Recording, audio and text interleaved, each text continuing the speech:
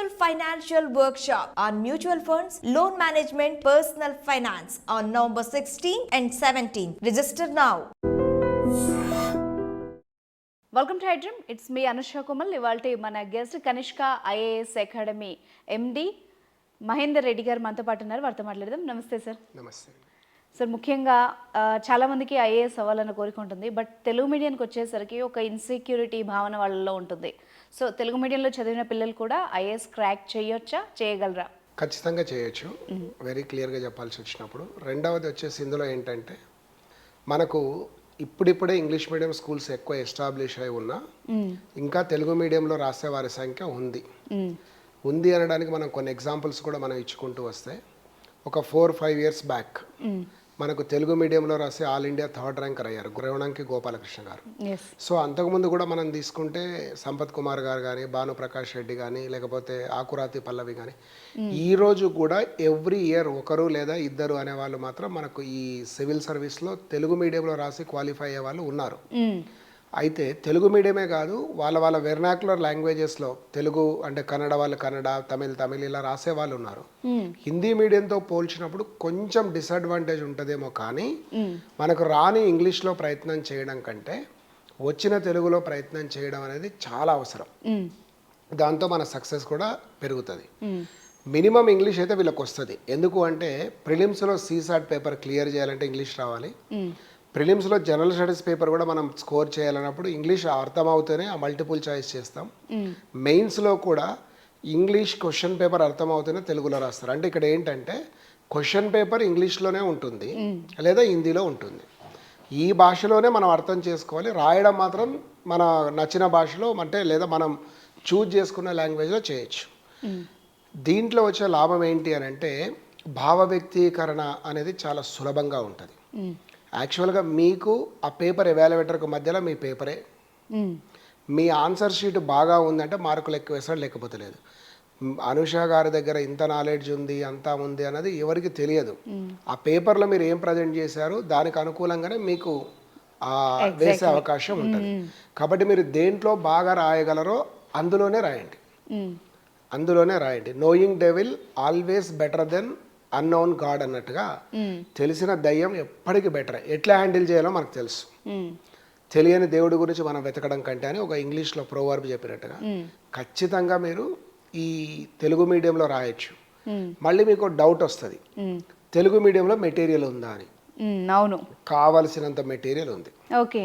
ఎందుకు అంటే ఈరోజు ఆంధ్రప్రదేశ్ పబ్లిక్ సర్వీస్ కమిషన్ కానీ లేదా తెలంగాణ పబ్లిక్ సర్వీస్ కమిషన్ కానీ సిలబస్లను కనుక మనం గమనిస్తే ఈ యూపీఎస్సి సిలబస్కు చాలా దగ్గరగా ఉంది. ఓకే.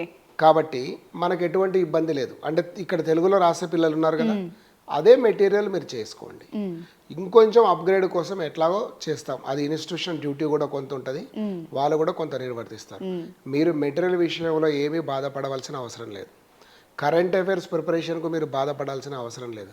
ఇప్పుడు వచ్చిన టెక్నాలజీలో మీకు అందరికీ తెలిసిందే, టూల్స్ వాడి తెలుగులోకి ట్రాన్స్లేట్ చేస్తున్నాం.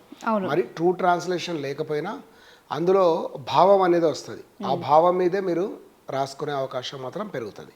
అది కాబట్టి మనం తెలుగులో ప్రిపేర్ కావడానికి ఎటువంటి భయం లేదు, ఎటువంటి ఆలోచన కూడా మీకు అవసరం లేదు. ఓకే. అయితే సిలబస్ విషయానికి వస్తే కూడా ఒక రకమైన క్వశ్చన్స్ రేజ్ అవుతాయి వాళ్ళకి. అంటే తెలుగు మీడియం పిల్లలంతా స్టేట్ సిలబసే చదువుతారు. సో సివిల్స్ క్రాక్ చేయాలంటే మళ్ళీ ఏ సిలబస్ తీసుకోవాలి, ఏవి అడ్వాంటేజెస్ ఎలా ఫాలో అవ్వాలన్న డౌట్స్ ఉంటాయి వాళ్ళకి. ఎగ్జాక్ట్లీ. సో ఏ సిలబస్ మీరు అంచనా ప్రకారం ఏది బెటర్? సిలబస్ స్కూలింగ్ లెవెల్లో జనరల్గా సిబిఎస్ఈ బాగుంటుంది సివిల్స్కి అనేది ఉన్నా అది నిజమైతే కాదు పూర్తిగా. ఓకే. ఇప్పుడున్న సిలబస్లో దాదాపు ఎస్సీఆర్టీలు కూడా ఎన్సీఆర్టీస్ ఈక్వల్గానే సిమిలర్గానే ఉన్నాయి. సిలబస్ పెద్ద తేడా లేవు. కాబట్టి అదేం పెద్ద ఇబ్బంది. ఈ స్కూల్లో చదివితేనే సివిల్స్కి అడ్వాంటేజ్, దీంట్లో చదివితే డిసడ్వాంటేజ్ అనేది ఏం లేదు. అసలు ఓపెన్ యూనివర్సిటీలో చదివి కూడా సివిల్స్ వచ్చేటప్పుడు ఇంకా స్కూల్ అడ్వాంటేజ్ ఎక్కడ ఉంటుంది? రెండు ఇంజనీర్లు సివిల్ సెలెక్ట్ అయిన తర్వాత హిస్టరీ, జాగ్రఫీ, ఎకానమీ రాసి పలానా స్కూల్ అడ్వాంటేజ్ అనేది ఉండదు. ఏ స్కూల్ సిలబస్ చదివారు, కరికులం అన్నది ఇంపార్టెంట్ కాదు.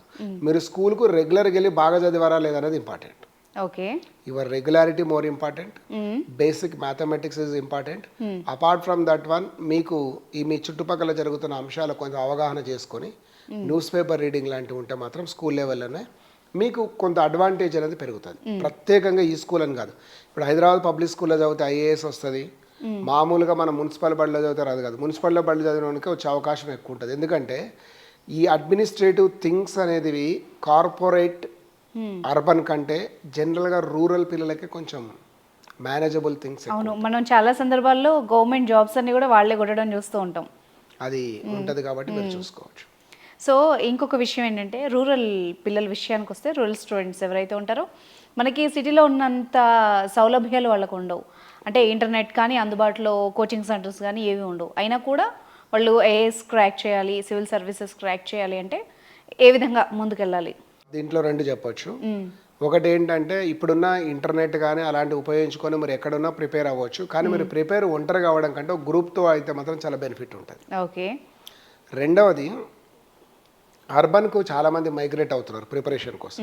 జనరల్గా సివిల్ సర్వీస్ ప్రిపరేషన్ అంటేనే ఢిల్లీ లేదా హైదరాబాదు, హిందీ మీడియం అయితే అలహాబాదు, ఈ మధ్య కాలంలో బెంగళూరు అండ్ చెన్నై వంటి కొన్ని న్యూ ఎమర్జింగ్ ప్లేసెస్ ఎన్ని వచ్చినా అక్కడికి మనం మైగ్రేట్ అయ్యి చదవడం వల్ల వచ్చే అడ్వాంటేజ్ ఏంటంటే అక్కడ ఆల్రెడీ ప్రిపేర్ అవుతున్న వాళ్ళతోటి మనం కలుస్తాం, గ్రూప్ ఫామ్ అవుతుంది, మన సీరియస్నెస్ పెరుగుతుంది, వాళ్ళు ఎక్కడున్నారో తెలుస్తుంది, మనం ఎక్కడికి వెళ్ళాలో తెలుస్తుంది.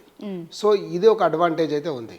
నిజంగా నేను రాలేను అనే వారు నిజంగా ఇంటి దగ్గర నుండి కూడా ప్రిపేర్ అవ్వచ్చు. అందులో ఇబ్బంది ఈ రోజుల్లో ఉన్నది ఏం లేదు, ఎందుకంటే అన్ని ఆన్లైన్ కోర్సెస్ అన్నీ వచ్చాయి కాబట్టి వాళ్ళు ఎక్కడున్నా ప్రిపేర్ అవ్వచ్చు అన్నది మనకు తెలిసిందే. ఇది ఒకటి. Right, thank you very much sir.